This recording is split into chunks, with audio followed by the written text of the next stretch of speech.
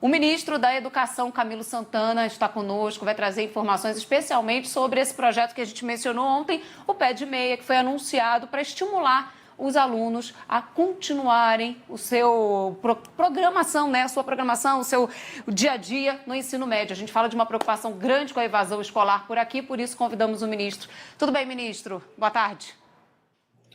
Boa tarde, Nelson. Boa tarde, Thaís. Boa tarde a todos os telespectadores. É um prazer poder participar aqui do Jornal da Band News.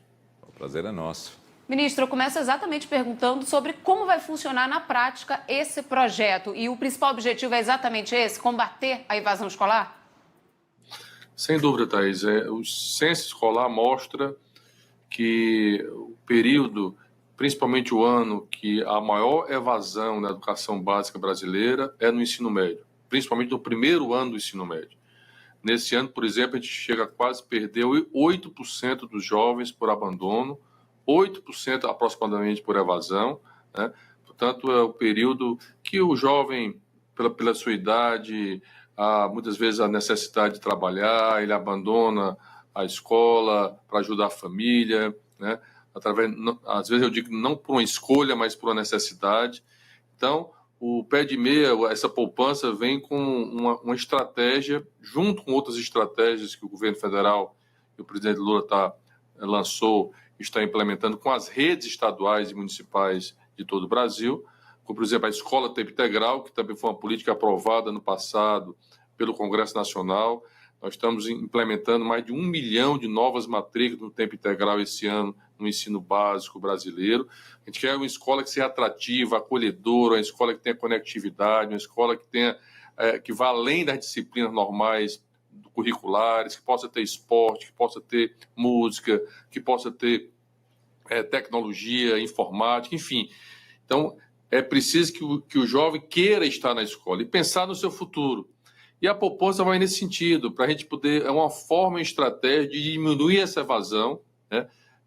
O jovem vai ter aí uma ajuda mensal durante aproximadamente 10 meses durante o ano, durante o período letivo, ele vai receber parte dessa poupança mensal e vai receber uma outra parte que será depositada ao final do ano letivo, com a aprovação do ano letivo daquele jovem, que vai ficar depositado numa conta, ele vai com a conta no nome dele, que ele vai poder acompanhar os rendimentos, que ele vai poder sacar ao final da conclusão do ensino médio, até para ele poder montar um negócio, poder ir para a universidade se ele quiser. Portanto, é uma forma de estimular.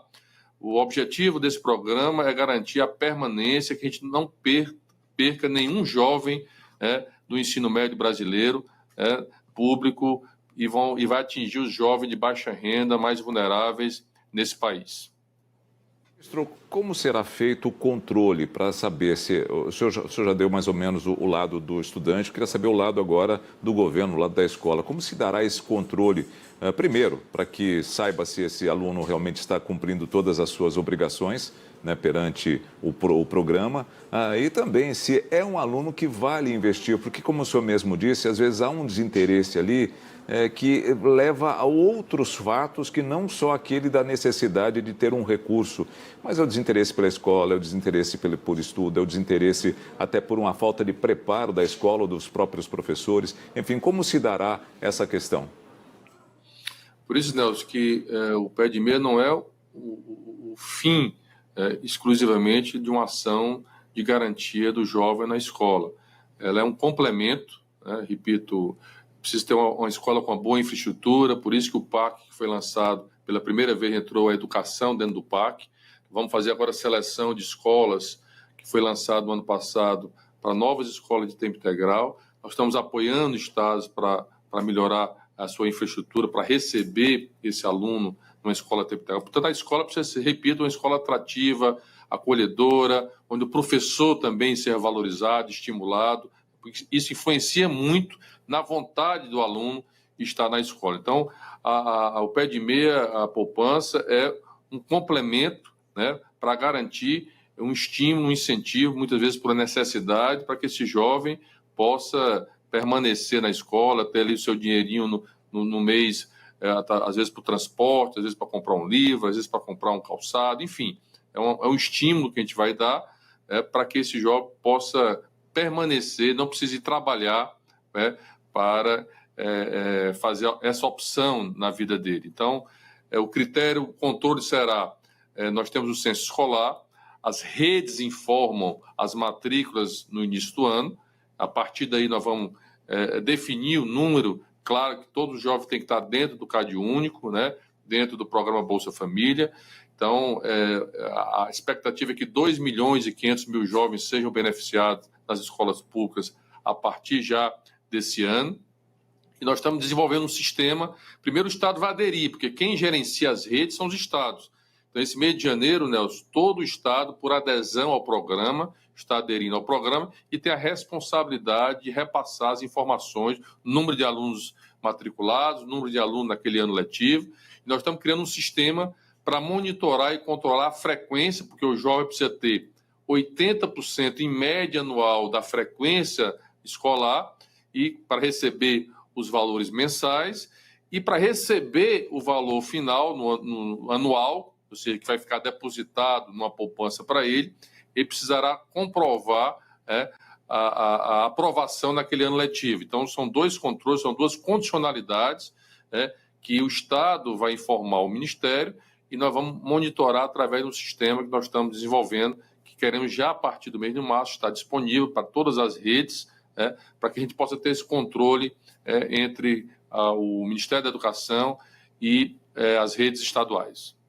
Ministro, quando a gente ainda fala de ensino médio, ano passado a gente conversou bastante sobre a reforma curricular, né? A gente se debruçou sobre isso porque a implementação não saiu como o que foi dito. Muitos professores reclamaram, alunos reclamaram, e aí essa paralisação na adaptação gradual para que fosse rediscutido, repensado, e é praticamente unânime, né? Tanto dos professores, especialistas e alunos, de que o ensino médio precisava ser revisto, mas não da forma como foi colocado na prática. A partir de agora, né? Como tornar esse ensino mais atraente? O que saiu dessas audiências todas que aconteceram para debater o ensino médio aqui no país? E como é que fica, né, esse cenário daqui para frente?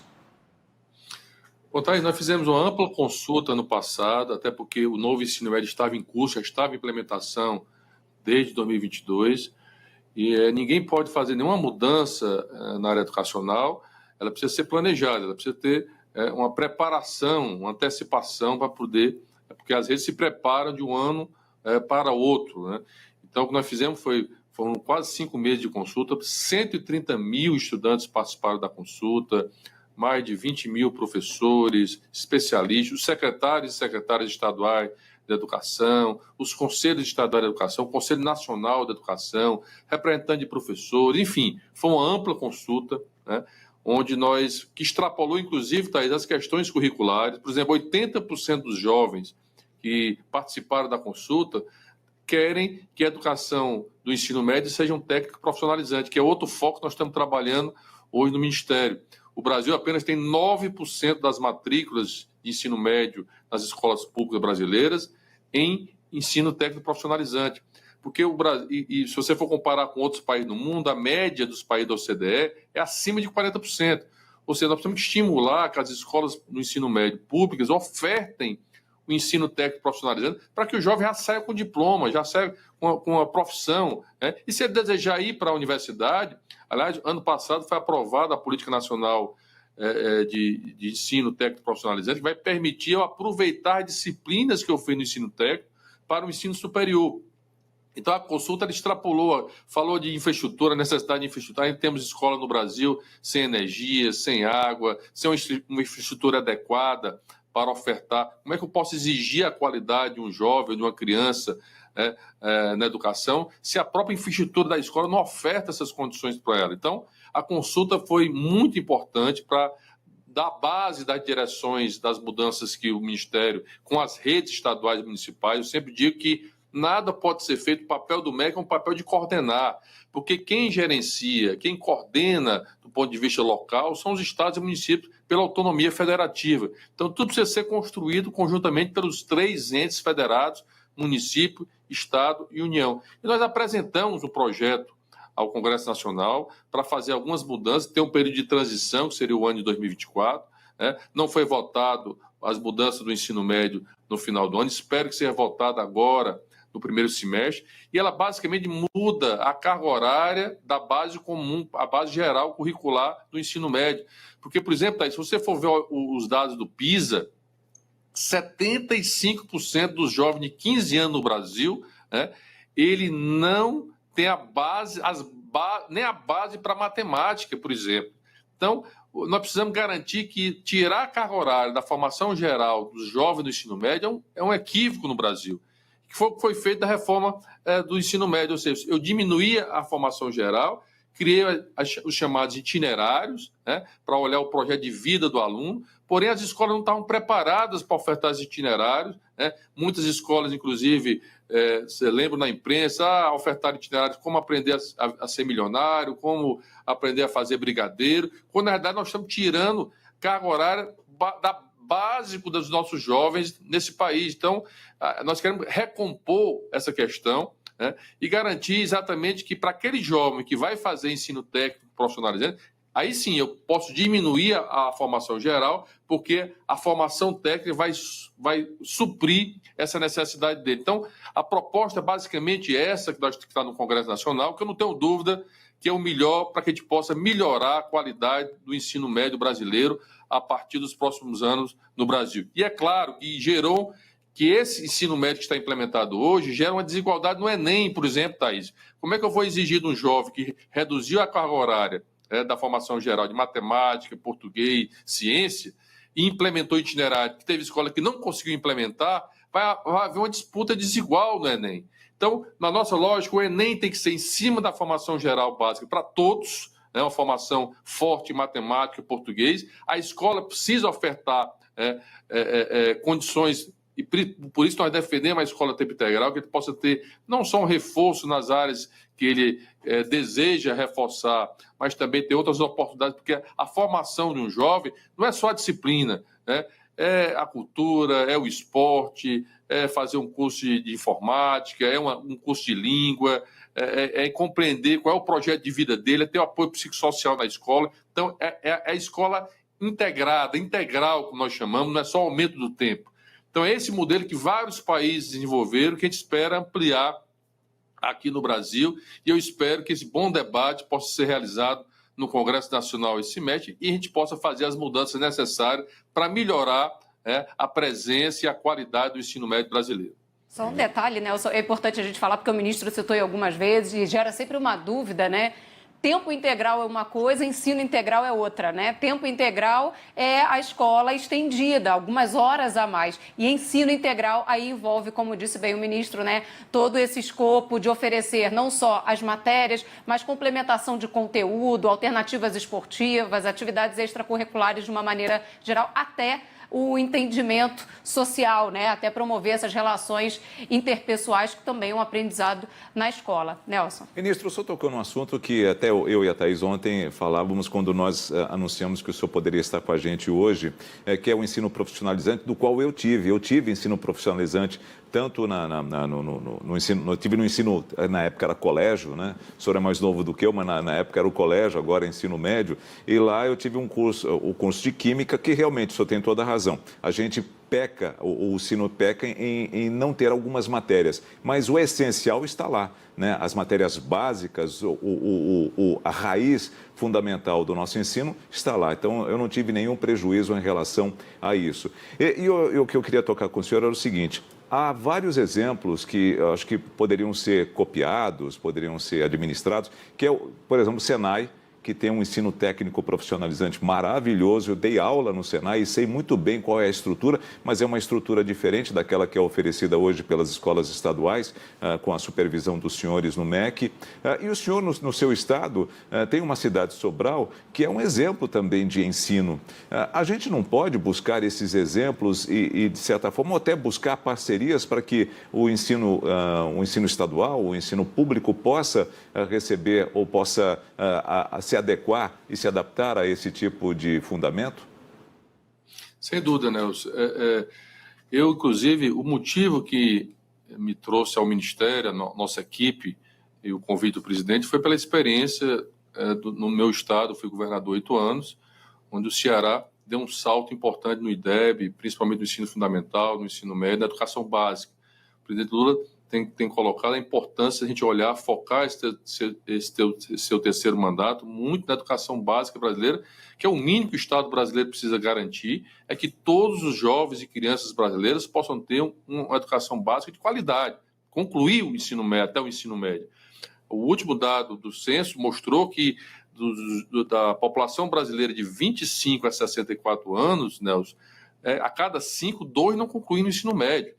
Então, é o mínimo que o Brasil precisa ter, porque isso mexe com a produtividade econômica, mexe com uma série de questões. Então, a minha vinda para o Ministério foi fruto de uma experiência no Ceará, pactuada, inclusive nós lançamos ano passado, que foi o Pacto Nacional Criança Alfabetizada, Nelson, porque quando uma criança não se alfabetiza na idade certa, isso afeta toda a evolução dos anos escolares da educação básica dela. Então, 61% das crianças brasileiras não aprenderam a ler e escrever na idade certa em 2022. E se agravou com a pandemia. Então, esse é um esforço que nós estamos fazendo, um regime de colaboração com estados e municípios. 100% dos estados aderiram, 99,1% dos municípios brasileiros aderiram. Nós já estamos repassando dinheiro desde o ano passado nesse esforço coletivo, porque isso vai estancar o grave problema de distorção em idade séria, de abandono escolar, de reprovação, e fortalecer no ensino médio, como você disse, o ensino técnico profissionalizante. No Ceará também teve uma grande experiência, o Piauí hoje tem uma grande experiência, que tem a maior rede de escolas estaduais técnicos profissionalizantes, Pernambuco também fortaleceu, o São Paulo hoje está fortalecendo muito essa área, Goiás, Paraná, ou seja, outros estados ofertando, é uma forma de atrair o jovem que já sai profissionalizado. Nós estamos discutindo com a rede do Sistema S, Senai, do Sistema S, para que a gente possa construir conjuntamente a oferta dessas vagas. E temos institutos federais, como o Senai, como o Senar, que são exemplos na formação técnica e profissional. Os institutos federais hoje também são um exemplo hoje para o Brasil e até para o mundo, pela sua expertise e pela sua estrutura de ofertar cursos técnicos profissionalizantes. Aliás, os institutos federais completam agora 15 anos, e o presidente agora vai lançar 100 novos institutos federais no Brasil. Nós estamos aguardando a agenda do presidente em todos os estados da federação para que a gente possa ampliar a oferta de ensino técnico profissionalizante para os jovens brasileiros. Portanto, nós temos 3 caminhos. As escolas estaduais, com apoio do MEC, os institutos federais, que são instituições federais vinculadas ao MEC, e o Sistema S, que oferta também ensino técnico profissionalizante para a indústria, para o comércio, em todas as áreas importantes. Portanto, nós temos que fazer esse esforço coletivo para garantir que esse jovem possa ter uma profissionalização. Para mim, esse é um grande caminho que o ensino médio brasileiro precisa travar nos próximos anos no Brasil. Rapidamente, ainda em relação ao Sistema S, o êxodo, a saída de alunos descontentes é mínima, para não dizer zero. No período que foram 4 anos, eu não vi nenhum dos alunos desistir do curso, exatamente talvez por conta da estrutura que lhes era oferecida, período integral, aula em tempo integral, se começava lá às 7 da manhã, se terminava às 5 da tarde. Então, eu cito aqui como exemplo porque realmente era algo que chamava muito a atenção, a qualidade do todo, Ministro, eu queria sair dessa seara um pouco, mas falar ainda de educação no que diz respeito a adaptações que são necessárias, E a gente viu isso recentemente com a discussão da inclusão do bullying e do cyberbullying no Código Penal. Infelizmente, no passado recente, a gente vem lidando cada vez mais com esse tipo de prática. O ambiente normalmente envolve esse ambiente escolar, o ambiente da escola, porque traz ali muitos alunos. Lógico, há exceções, mas grande parte da situação acontece por ali. Como é que o Ministério também se prepara, e aí no âmbito até mais macro, mas principalmente nesse estímulo e capacitação dos profissionais que estão por ali, para perceberem essa realidade dentro das escolas, até mesmo fora, interlocução com outros ministérios também importante para tratar dessa questão, ainda mais agora com a inclusão no Código Penal? Nós instituímos no ano passado, por determinação do presidente, um GT interministerial de enfrentamento à violência nas escolas brasileiras. Porque a violência não é só a violência física, a violência verbal, a violência e racial, enfim. Então, a gente está... O relatório final foi finalizado no final do ano passado. Várias ações, inclusive, já estão sendo implementadas legalmente, como, por exemplo, agora o presidente assinou essa questão que mexe com a questão do Código Penal em relação ao bullying, em relação a menores que cometem crimes em escolas públicas ou em escolas brasileiras, aumenta a pena, né, para esses adolescentes. Então, mas o que é fundamental nisso é a prevenção. E a prevenção ela está na preparação dos professores, né, na formação continuada. Então, nós estamos fazendo uma grande rede com as escolas estaduais e municipais na formação desses professores. O professor precisa estar preparado, né, para cuidar desses jovens, na atenção psicossocial. Nós estamos numa parceria com o programa Saúde na Escola do Ministério da Saúde. E é importante que as redes construam as suas equipes de atenção social nas escolas. Eu, como governador na época, não tinha condições de botar em todas as escolas. Mas o que foi que nós fizemos? E é a orientação que a gente tem dado para todos os estados e as redes. Faz uma comissão para atender um conjunto de escolas, né? Então, naquela semana está para a rede numa escola, na outra semana está na outra. Quando há uma necessidade mais urgente, ela vai até a escola. Mas que tenha todas as escolas possam estar vinculadas a uma equipe multidimensional que possa, com psicólogo, com assistente social, que possa cuidar desses jovens. Então, esse é um tema muito delicado, esse é um tema urgente na sociedade brasileira, principalmente pelos efeitos dos meios de internet, das redes sociais, que tem influenciado muito. E eu também defendo fortemente, aliás, fizemos essa discussão recentemente, da necessidade da regulamentação das plataformas digitais no Brasil, porque, infelizmente, muitas vezes precisa responsabilizar as plataformas e quem usa essas plataformas. Então, precisamos regulamentar uma lei no Brasil para isso, porque as plataformas, muito bem, das redes sociais, estimulam muito bem a violência, o bullying, né? Essas ações nas chamadas deepware, nas redes sociais, né? Nas darkware, enfim. Então, é um tema importante. E o MEC vem trabalhando com as redes. Repito, tudo precisa ser construído com as redes estaduais e municipais, mas a formação do professor, a preparação do professor, a atenção com o jovem na escola, com a comunidade escolar, com os pais daquele jovem, entender um pouco os motivos do comportamento daquele jovem, está muitas vezes dentro da família. Então é preciso ter lá o acesso junto ao pai, junto à mãe, entender por que o aluno está faltando. Então, a busca ativa desse jovem, dessa criança na escola. Então, são modelos que têm experiência já em vários estados brasileiros, em vários municípios, mas precisamos transformar isso com uma política nacional. E esse é o esforço do MEC. Eu sempre digo que o papel do MEC é esse.